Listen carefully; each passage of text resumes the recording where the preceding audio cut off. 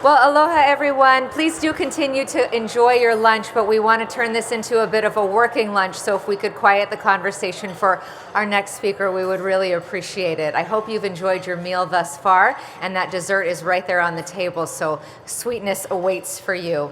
As we move into the afternoon sessions, we are shifting our focus now to a critical driver of bilateral advancement, and that is technology, innovation, and collaborative leadership. Collaboration is what we are all focused on today.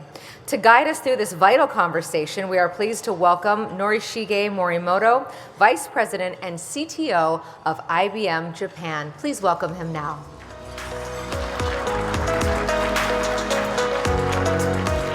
Hi, aloha everyone. My name is Nori Morimoto.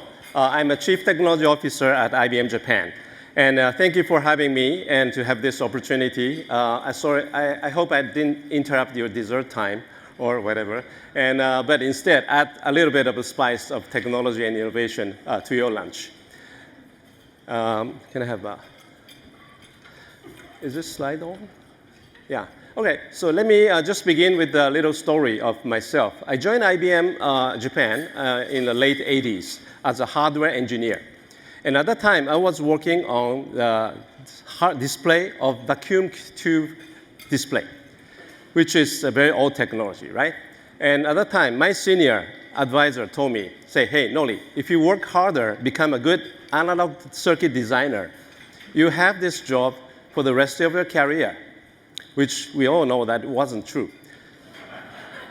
2 years later, I was told, the whole team was told to discontinue that work because the new technology called LCD display just came. It's flat, light, cheaper, and there's no reason to continue to use a vacuum tube display anymore. So our whole team moved to there, and they lost their job. I got my new job. And I thought I'm going to be the good engineer of LCD display and have the rest of my career enjoying that. A few years later, you know the story, right? So that makes me very passionate about knowing what's coming in the next and what will be the future. And that actually clearly shaped my rest of my career. Now, in order to know about the future, and let's go back to review a little bit about the history. I would argue this picture is one of the scenes that to illustrate the beginning of my industry, information technology. This is 100 years ago. The machine is called Polaris. And this one is the first machine landed in Japan from United States, produced by IBM 100 years ago. This is doing nothing more than crunching the number using the card that has a little hole on that. It's called punch card. And since then, computer industry advanced. And then, as you see, from the punch card world to the electronic computing, and we're entering to the mainframe era. With the semiconductor coming in place, make the computer smaller, cheaper, and better, and that leading to the democratization of computers. Instead of having it in the machine room, it's coming to everybody's desk, now it's in everybody's pocket. So that democratization leading to the internet world, to have everybody not only receiving information, but also produce the information and send it up for everybody else, peer-to-peer. That leading to internet. Internet, actually, as a result, collecting huge amount of data from everybody, including us. And that data feeds into the new algorithm called AI. And that AI become much, much smarter because of absorbing all those data. And now, let's talk about AI. the complexity of AI has been increasing dramatically in the past half centuries. And the early stage of AI, actually, it merely do the tic-tac-toe in 50, 60 years ago. And now you see the complexity increase and become doing the AlphaGo, and which the complexity increasing astronomically. And what enabled this is the amount of data being available. If you see this picture, this is the mankind accumulated in our history, entire data amounts. It has not been increasing that much until we have internet. And when after 2000s, that you see the number dramatically increase. But if you notice that there's two colors of this data, one is the orange color, what I call natural data. Natural data is what you came up with your brain, you type in the information with your hand, and then you write down the things of your own. That's orange things. And even the picture that you actually go to the place and take a picture, that will go into this orange data, it's called natural data. The rest of the blue part is machine-generated data, including AI-generated image, documents, and everything else. And in fact, these days, the AI took a lot of data to learn. Many of those data came from the AI-generated data or machine-generated data. Another factor is hardware. This dashed line representing the hardware advancement, and the dots representing the complexity of AI, which in other words, the smartness of AI. Now, if you see, in the past half centuries or so, it increasing dramatically, and the pace is about 2x in 18 months, which is same as Moore's law. The reason is that turns out all the intelligence of the AI actually being kept or guided by the hardware availability at the time. However, in the last 15 years alone, you see, after we have LLM, deep learning, the increasing amount of complexity of AI increasing dramatically. That outpaced what our hardware can afford. And what do? But we still use AI. So if this has 100 million more equipment needed, what do? We just simply use more equipment with pumping more energy and powers to realize this. Now, it has not only spoken language, but also writing the computer code, even have a genomic analysis, inventing the new materials using generative AIs. But all this become possible because of the cost we pay, energy. And if you see that based on the assumption was JST and METI, until 2050s, all the energy consumption of the data center will increase in average 89x. This is totally unaffordable. So what will be the next? Of course, we don't want to discontinue our advancement. We don't want to go back to the Stone Age, right? So the advancement of AI and computing will continue. We want to have a better medication, we have to have a better transportation. We have to have all the intelligence to support our lives, right? But then we need to think about how to make a better AI to consume less energy, have more higher efficiency. By the way, IT and computer hardware in the past years, half centuries, increasing 1 trillion x, all the way from tic-tac-toe box to today's AI, 1 trillion x. Can we continue that pace? One of the reasons that we have been able to do that was the advancement of semiconductors, all the way from vacuum tube to the 2-nanometer technology of semiconductors. Transistor in the past is a vacuum tube, it's like a light bulb, representing 1 bit of information. Today, 1 bit of information is in this tiny little things. Actually, the scale of this is smaller than diameter of coronavirus, okay? So that advancement made it possible from there to here. And some people say the shrinkage or the miniaturization of semiconductor is dead. However, if you look at this is IBM roadmap about the semiconductor miniaturization. 2 nanometers today, technology that we licensed to Rapidus in Japan is just middle of the roadmap. We have the plan go all the way to 2040s to 1 angstrom. If you know the angstrom, it's an order of light waves. It's 10 to the negative 10 meters. And we have signed the agreement So this is one of the representation between the US-Japan collaboration. This is in the White House in a Japan METI team meeting. The Secretary of Commerce, Mrs. Gina Raimondo, is sitting in this side. And IBM Senior Vice President Dario Gills and me, together, we signed the agreement to work with Rapidus to provide our technology to enable that 2-nanometer transistors. So story will continue. However, miniaturization alone will not do the work. The other thing is that how do we make the more effective, energy-effective AI chips? And in fact, we're doing that using the computer like this. It has nothing similar than our human brain, right? We're trying to simulate these biological things happening in our brain by that bunch of the computer metals and silicons.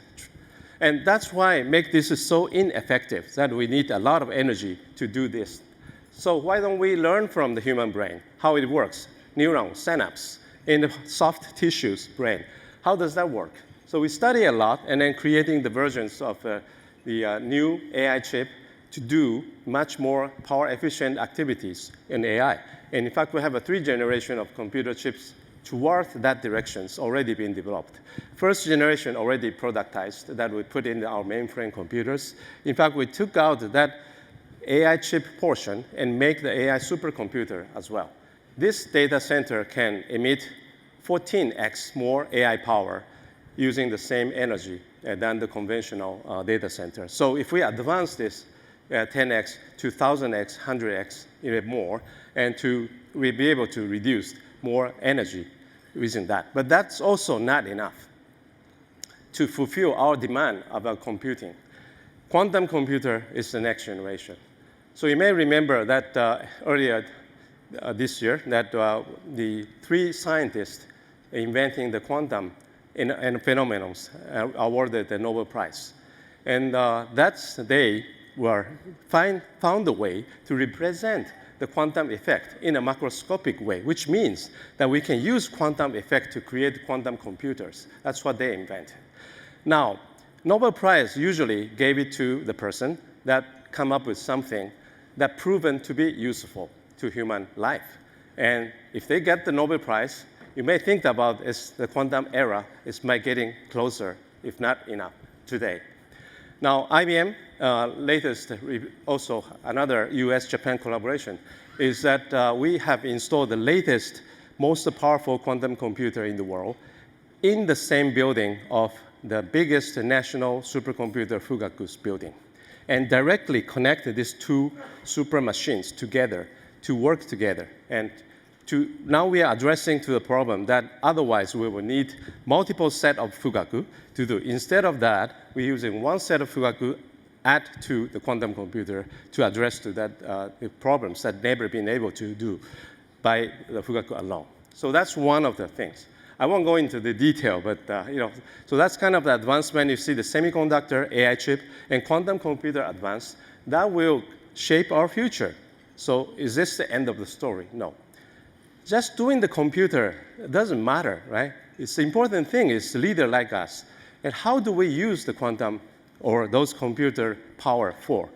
Imagine if we have a 1 trillion x more powerful computer than today. What would you do?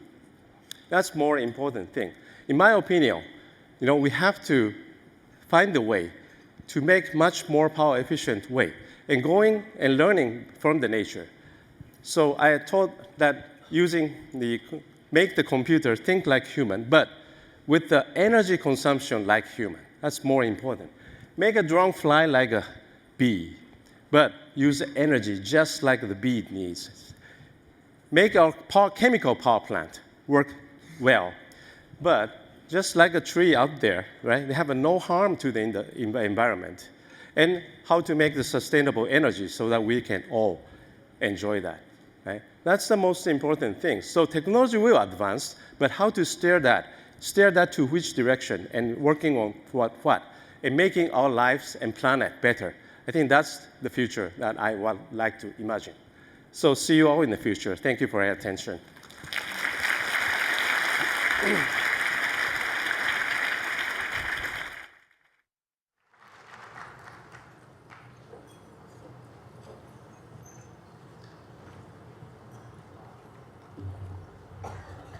Gosh, I love that last slide. See you in the future. A big mahalo to our speaker for lunch. Thank you so much, Mr. Morimoto, for your expertise and insights on AI. I think we all learned a lot in that last 20 minutes. We really appreciate it. Building on Mr. Morimoto's insights, our next program, which they are setting up right here, will highlight how the US-Japan Council is developing an unparalleled pipeline of global leaders. And we see that with all the young people who are here today, engaging with all of us, bringing wonderful energy into the room and showing us what the future looks like right now. Through transformative leadership programs, USJC is committed to cultivating and connecting these leaders at every level in the United States and in Japan. They're all dedicated to building strong and enduring global partnerships, and we can see evidence in that throughout the room, in the panels, and even out in the foyer as you see all of these folks connecting with one another. For today's leadership discussion, please join me in welcoming Ann Teranishi from the Japanese American Leadership Delegation, Kristin from the Emerging Leaders Program, Craig Ishii from the Advanced Leaders Collective, and Christian Park from the TOMODACHI Initiative. Let's welcome them now.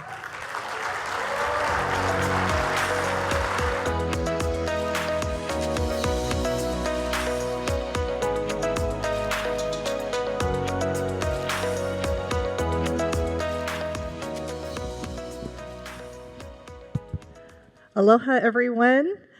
I'm glad. I think everybody hopefully got to finish their lunch, but please continue eating because this is a working lunch. We're so excited to be here representing the wide variety of leadership programs so generously offered by the USJC and many of our sponsors who are here today.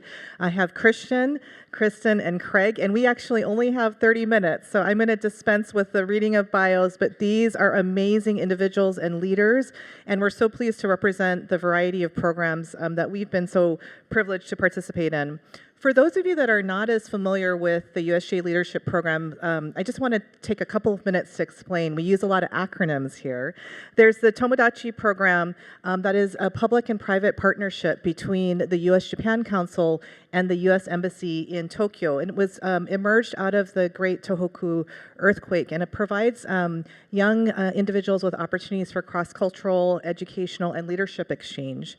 And then we have the ELP, the Emerging Leadership Program, for emerging leaders age 35 and under, so I was never able to participate because I joined the council too late, really focused on leadership and development and connection.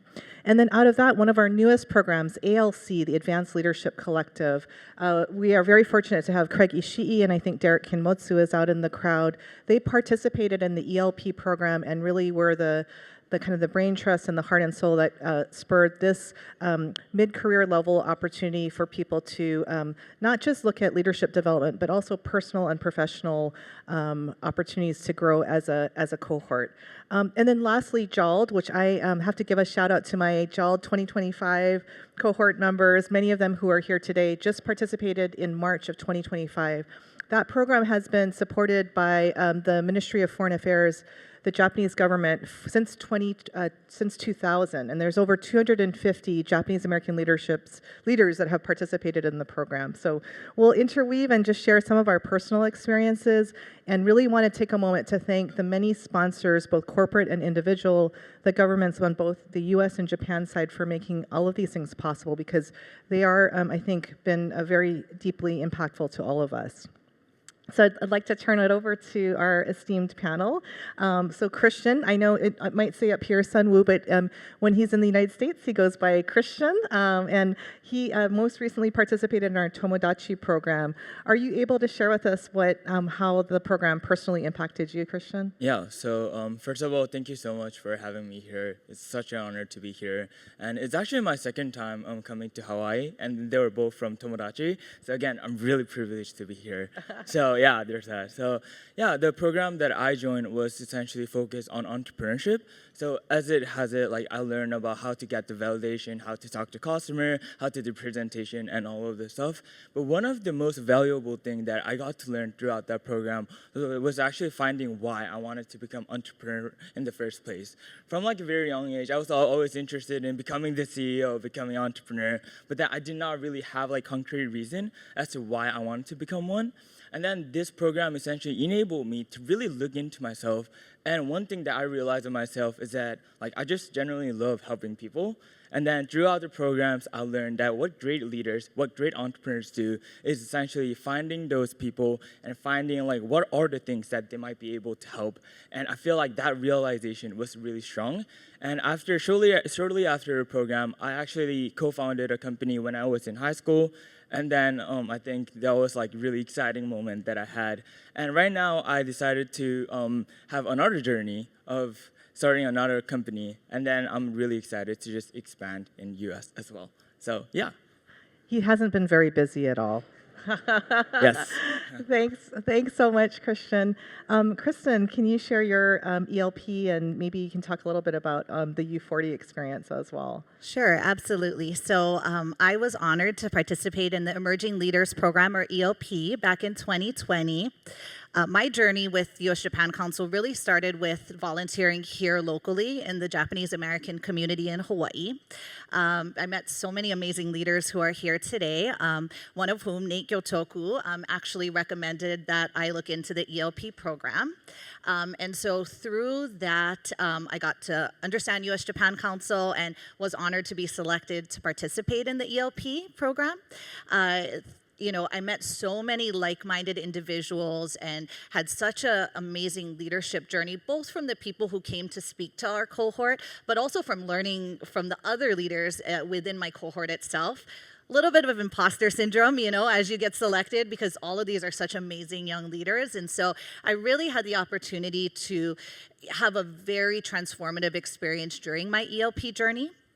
And then after that, to be able to be a part of the alumni community and be welcomed into that family, and be able to give back now to the alumni community, I feel like has been such an amazing and a great part of my journey. And so, you know, we're always hoping to continue to provide different opportunities for alumni to connect with each other. It's really a big family, which I think as a whole we do here at USJC really well, is the people-to-people connections, and the ability to kind of walk into a space and have it feel like community, the USJC magic. And so I feel like that's been a really important part of my journey. All right, and Craig, I know you had a number of leadership experiences through the USJC, and you actually helped create a new one that is in its third year with the ALC. I have to do a few name drops throughout today's presentation, but Anne mentioned Derek Kenmotsu. We also have Yumi Clark in the audience. There was another founding person, Jen Cohen, who helped us. Lynn Miyahira's in the audience. Kim Haruki's in the audience, and of course, Wendy and Allison. This was really that first group. Yeah, I think a round of applause is good for these folks. So this was sort of the first group that put it together. And so I think for my part, I'll start personally, and then I'll talk ALC second. It's really ditto to everything that Kristin just said. When I think about my time in USJC, and I think about the people that I met, usually what I tell people for conference is the first conference I went to, which is not that, like a little while ago now, back in 2013, I met people and I expected to make networks, I expected to meet people, but I did not expect to make friends. Right? And so there are a lot of people in this audience, you know exactly who you are. I would not be here in this place if it were not for you. And you are one of those people as well. When we talked about certain career decisions, when I think about even very personal decisions that I made in my life, a lot of these people have just been there with me as family members for that whole time. And I'm like super, super grateful.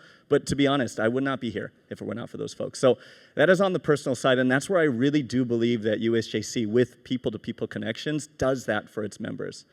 But I also want to talk about ALC too. We're talking about our different respective programs, right? I think with ALC, what we realized is as we sort of hit this kind of middle-aged, I know I look like I'm 12, but there's a lot of gray hairs here. You just have to take a closer look. But when we reached this kind of middle-aged like part of our life, we realized there was a lot of what I call complex variables that were starting to appear. Like things like being married or having kids or having aging parents. And then also complexities with the job itself. As you move in higher positions, it becomes more difficult to deal with politics and figure out what to do in your positions. And so we realize that we have this incredible network of USJC people. We can deepen that relationship by holistically talking about all of that. And that's what I think ALC is all about, is having those conversations so that those deep relationships are there that allow us to grow and work together. Thanks so much, Craig. I mean, at USJC, I think what we try to perpetuate is obviously the mission and vision of the organization is people who want to come together to connect, build relationships, and really help the U.S.-Japan relationship. And so, I just participated in the JALD program. I have ancestry from Hiroshima. I'm a fourth-generation Japanese-American, born and raised here in Hawaii. Through the JALD program, I had the opportunity to speak on a panel in Hiroshima at an all-girls school to share my experience of being a Japanese American and the connection I still felt and the embrace that we felt as a cohort of Japan, still feeling a connection to us, particularly I think was very impactful personally. So kind of along those lines, interested to hear beyond the personal perspectives of how impactful the programs and the relationships have been, how you think your participation or even your ongoing involvement with USJC is helping further the US-Japan relationship. I can start with Kristin. Who should we go with? Yeah. Yes. So wanted to talk a little bit about ELP as a whole in terms of the U.S. and Japan connection. So, emerging leaders who are selected from across the U.S. and Japan, Japanese American leaders. So already we're kind of bridging, locations of where all of our young leaders are living and working and in community. In addition to that, we are now 16 years of ELP alumni cohorts. And so congratulations to the class of 2025, who I know is all here today. While I was sitting in our alumni sessions and our, joint sessions with the new class yesterday, I realized that we have people who spent all the way from the first year all the way to this year's class. And so such an amazing opportunity for people of all different experience and their time with USJC to be able to connect with each other, but to continue to talk about the connection, both with community, but also how are we helping to connect just individually between the US and Japan. I also wanted to talk about an amazing program, ELP 50, that happened several years ago. So ELP 50 was a landmark program that took 50 ELP alumni, Craig and myself included, to Japan to meet with Japanese businesses, get a chance to learn a little bit more in detail about the Japanese businesses and learn from leaders there, and then really connect with cohort members or people like ourselves in Japan. And so this program was made possible by Paul Yonamine, Steve Sakanashi, Yuga Kohler, USJC, and a lot of other hands that helped put this together, and of course the many people who supported it. But I think for all of us who went, it was an amazing experience. We all still talk about it. And so I think, having that direct connection to learn about businesses in Japan through a program like that is something that is so meaningful, and I think something that we hope to continue through different ways into the future. So. Thanks so much, Kristin. Craig, same question about the benefits to the U.S.-Japan relationship. So for myself, I'll start personally again and then move to ALC after. When we did the first, I think this was USJC's first ever conference in Japan. It was 2015. Before that time, I had never been to Japan, and I really had no intent on ever going. It just wasn't, you can ask me why this is later. I just had no intent. It wasn't in the cards for me. But just like the previous story, I think I made connections both with people and also parts of my culture that I did not expect to make. And then it's kind of all history from there. So, my buds and I know Kenyans in the audience, Nathan's the audience. We always tack on a little boys trip that's part of our US-Japan Council Japan conference every time. And then the other great part is that we've even had a chance to do some nonprofit work, right? So I know Nate's done the Kibo for Maui program, but he and I also had a chance to go to the Tohoku region and do some work there too. And it was actually organized by this person right here, Kaoru Utada, who is also ELP alumni and also USJC staff. So you can kind of see how all of those came together to allow us to do that great work, right? So I think that for individuals, and especially for Japanese Americans and Americans, right? I think USJC is able to provide that really robust introduction, and that's great. But the other thing that I think that we can really do more in this area, and I think we're starting to do this more, is how are we really bringing in the Japanese side of the organization? And so with ALC, I think a very intentional decision that we made was to make sure that that program, where we're having these deep conversations, holistic conversations, we're with both Japanese Americans and people that were members on this side, but also folks on the Japanese side as well. So those relationships are really people within the program as well. And so that's something that I think that's been very intentional. I know a lot of other affinity groups are starting to do that as well. But I think that that's part of it too. People-to-people relations, but not just between Japanese Americans, between really an entire community of US and JC. Sorry, US and Japan. Thanks so much, Craig. And I think it was Paul in his earlier comments that really put the challenge out to all of us is to make sure that we're connecting not just with those on our side, whether you're a U.S. member or participant or a Japan, but really to broker those relationships. And I think for all of us on this panel, we feel very lucky to have gotten to make friendship with Kristin through this process. Kristin, can you speak a little bit about what the program that you were involved with has meant for the U.S.-Japan relationship? Yeah, so I guess of course the content that I got to learn throughout the program was really special, but also the tomodachi that I was able to make throughout the program was really special for me. And I especially want to highlight my tomodachi, Abe Shotaro, which is a fellow participant of my program. And then he actually worked on a really interesting project called Kamakura Shiku, where he essentially opened an orchestra in Kamakura, where he was brought up in. And that really inspired me because he really wanted to cultivate the culture of Kamakura through orchestra, and a lot of people actually went, so it was just amazing. And even after the program, we essentially stay connected, especially with the Tomodachi alumni events. And every time we meet, we would essentially check with each other, how's the progress going, what are the struggles that you have, or how can we even help each other, right? So just knowing that there's someone like Tomodachi that I can rely on, as well as knowing that there's someone who's really trying to pursue the same endeavors together, I think was such a powerful thing to have. And then I think that relationship is just really important. And I think that really reminds me of the term Tomodachi generation. So the Tomodachi generation was essentially a term coined by then Secretary of State Hillary Clinton, and then she essentially emphasized that we want to essentially forge Tomodachi generation, the forges relationship between U.S. and Japan. And I really do believe that Tomodachi alumni, including Shotaro, myself, and of course 11,000 alumni in U.S. as well as Japan, is really trying to pursue that. So I'm really thankful again for the Tomodachi initiatives. Yeah. Thank you.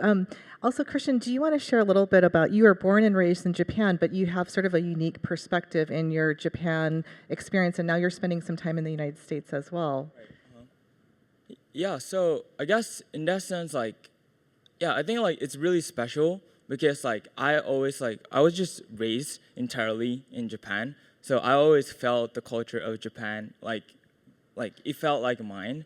And also the very fact that I'm always welcome, even brought across the nationality, I think was really important as well. So yeah, I'm just really excited to contribute to more relationship between U.S. and Japan.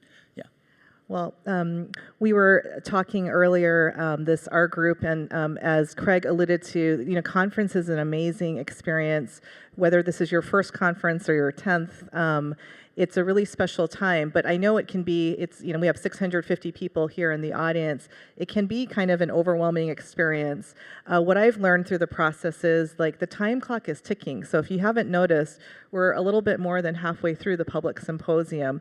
And so if you see me frantically running around, it's because I've realized over the years in participating at a conference that if you think you're going to have that opportunity to talk with that person or introduce yourself or connect friends, you might, or the time might get the best of you. And so I really wanted to kind of thread that as you're thinking about who would you like to connect with, who are you hanging back a little bit with, because these relationships really do matter.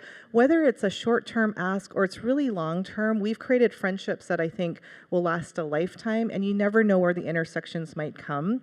And so with that, I think we all are on here on the stage today because we care very deeply about the relationship and are always trying to find ways to forward that whatever way we can, whether it's through small items or small asks or really trying to think bigger and even thinking about more programming for the USJC. So I kind of wanted to get your thoughts on if there was a call to action. And I know in prior conversations we were saying for the younger generation, because we have 30% under 40, but since I am 51, I would say for everyone, what is your suggested tips and call to action for the participants today? And I'll start with you, Kristin. Sure, yes. So of course, there's amazing leadership programs that are all represented on this stage today, and that's certainly one way to get involved with US-Japan Council Beyond Conference. I do think that there are many other ways to do that. One of the first that I'd like to talk about is one that's near and dear to my heart, which is to get involved with your region. So after conference, we'll all go home to the region that we live and work in, and so to be able to connect with region members and get a chance to meet with other people who are within the same geographical area, I think has been an amazing opportunity. I'm fortunate to be able to serve the Hawaii region. I know I joke with a lot of them that they get a lot of emails from us, but to be able to serve the Hawaii region, to put on events, to give region members a chance to connect with each other alongside Mitch Noguchi, who's my co-chair this year, and Court Takara, who's our vice chair, and with the support of Yoel Kawanami and Emmy Al, we really, try to bring as much programming and connection time to our local community here. I also know, that geographically getting together may be difficult in some areas, so I think there's a lot of other ways outside of your region that you can get involved, and those include a lot of the affinity groups that you can see on the USJC website. There's affinity groups for all different types of individuals or interests, so golf, mental wellness, Shin Issei, investors, just to name a few. And then also a way to get involved through different initiatives, whether that's, sustainability, government relations, women's leadership. So I think there's a lot of different ways to find your spot here. And maybe there's multiple, maybe there's different things that you'd like to be involved in. But I would say that, my experience thus far has been to kind of dive in and immerse yourself in the organization. And you kind of, get what you put in the sense that to give your time and to be able to meet other people and to be able to forge these connections, I think is really the heart of the organization. And so I encourage you to find different ways to do that and whatever that looks like for you as an individual. Thanks so much, Kristin. Christian, any thoughts on how people might get engaged in the work of the U.S. and Japan relationship and the USJC? Yeah, so one thing that I really gained a lot from joining the program was the Tomodachi Alumni Network that I got to participate in. And I was just generally really just encouraged to hear that there are 11,000 people that are joining Tomodachi Alumni across the US and Japan. I think that is just awesome, So I think in that sense, the reason why Tomodachi Alumni Networks is so special is because in every region, there are actually regional representatives as well as Tomodachi alumni. They're really trying their best to essentially output the things that they have learned from the program, right? They're really thinking about how can we actually foster the regional places that they are in. And I think that spirit, I think, is extremely special. And I really want to shout out to 7 regional representatives from Japan as well as US regional representatives. So they're probably sitting right there. So yeah, I think they're really amazing. So yeah, they're my tomodachi. So yeah, so they're sad. And I guess other thing is that right now Tomodachi is really putting a lot of effort into how can we actually continue our leadership moving forward, right? So in that sense, actually last month I actually had the privilege to go to Onagawa, which is located in the Tohoku region that really experienced 2011 disaster that happened. And when I went there, I really was able to see that despite all of the natural disasters that they experienced, how the citizens in that city is really just they have hopes, and then they're literally rebuilding the city with high hopes, right? And I really do think that this same spirit could be really seen in Tomodachi, where Tomodachi programs and Tomodachi alumni are people who really build, share, and have this hope so that they could really help the world and then especially continue with the US and Japan relationships. So I think in that sense, my call to action would be one of the things that I just love about my Tomodachi alumni, just Tomodachis, are that they're really proactive and then they have really interesting story that they really want to tell.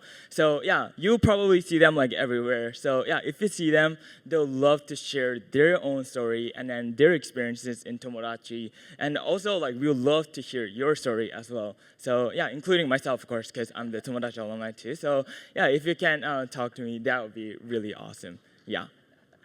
Well, I think in encouragement of doing a reach out, there are a lot of Tomodachi alumni. I think, are you guys all wearing the shirts? Oh, yes. Yeah, but if wearing you're, they have such interesting experiences. It's like a Superman, right? Like a Superman, yeah.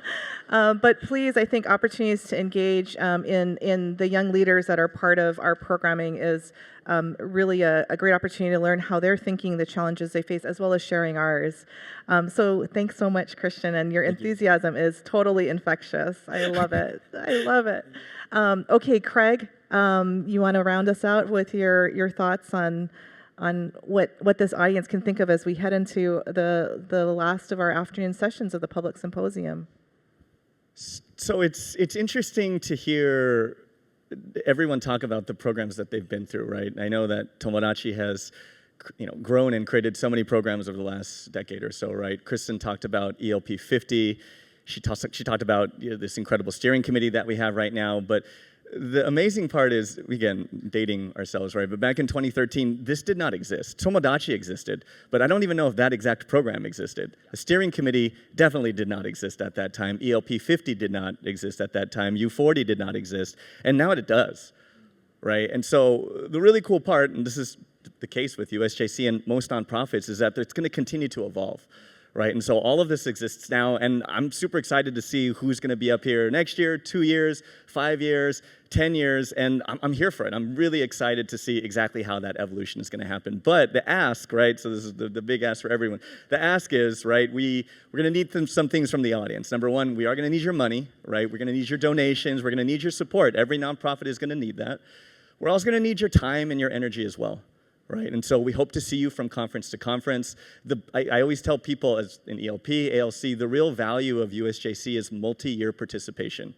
When you come back year after year after year, Ann and I did not know her at first. I actually met Kristin in Hawaii. Nate introduced me to her. And then once she did ELP from year to year to year, now we have a much different relationship. I ask her for advice about everything from nonprofit stuff. She asks for advice about ELP. There's that back and forth. But it was over the course of many years.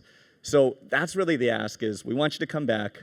We want you to continue to support the organization. And if we do that, we'll just continue to evolve and get better. Yeah, thanks very much, Craig. Some people have heard the story before, but my first engagement with USJC was as a volunteer back in 2014 when the conference was here in Honolulu. I got a call from this guy named Dennis Teranishi that says, hey, we need some volunteers, call Wendy Abe. And so I literally at the first conference was a sign holder. It was at Hilton Hawaiian Village, and you know how confusing that resort is for the locals. So I had to direct people in my broken Japanese on how to get to the Coral Ballroom. And subsequent to that, I was asked to participate in a regional women in leadership programming that was funded by the Ministry of Foreign Affairs. They allowed us in our regions to provide opportunities for women to engage and to discuss women's issues and trying to help platform. And through that programming, I actually engaged exchange students from Japan, young women who were studying in graduate and undergraduate programs. And so that I was first a volunteer. And then eventually, I think it was Colbert who finally asked me if I wanted to be a member. There's a little bit of a gauntlet to have membership back then. And so I joined as a member, and then I was asked by Susan Icor and Tyler Tokioka to help lead our region. And so I share that because it's kind of reflective of what Craig said, is engagement at any level can lead in total directions that you don't expect. And so I now serve very proudly on the US-Japan Council Board, and now in this role, that's why I reached out back to Tyler and Susan and asked them to head and chair our host committee. So it's circular, and they couldn't say no. But the engagement it can happen in a lot of different ways, and so the regional engagement is great. Making friends here, whether it comes through the organization or it's just friendships that we build, we really have a very unique sort of cocoon in this environment and the conference. I think we create a lot of opportunities to socialize and network, and I'm really proud to be associated and have friendships with the people on stage that I hope to continue to grow over a lifetime, and I hope you folks enjoyed everything that they had to share. Please continue to support the organization, be engaged, make new friends in the last day, or if you're coming through to membership day as well. Lots of opportunities. There's good work. We believe so deeply in the importance of this relationship, and it'll need all of us at all age levels, young and more mature. So welcome to the mission and the journey, and we look forward to engaging with you in the coming afternoon, evening, and tomorrow hopefully as well. Thanks so much. And if we can give a round of applause to the panel.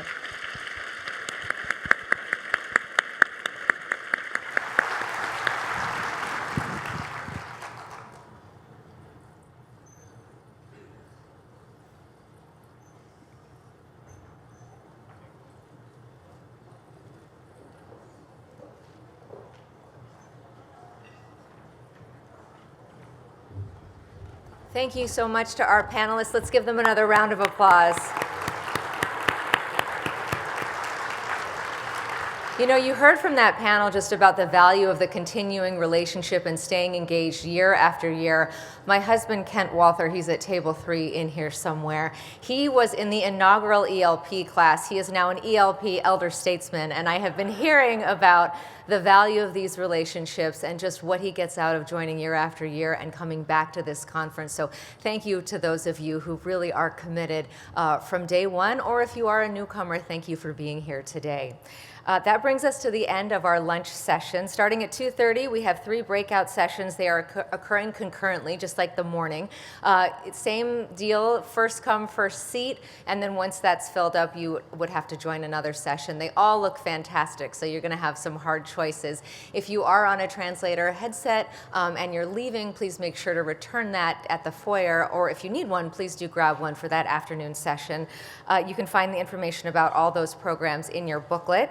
Remember, seating is first come, first serve, and we still do have those origami packets out there, and we want to remind you to please make a paper crane because we are trying to get to 1,000 of them to present to the museum, and we're going to tell you more about that a little bit later. Following the afternoon session, we will meet right back here, so we will see you at 4:15. Mahalo.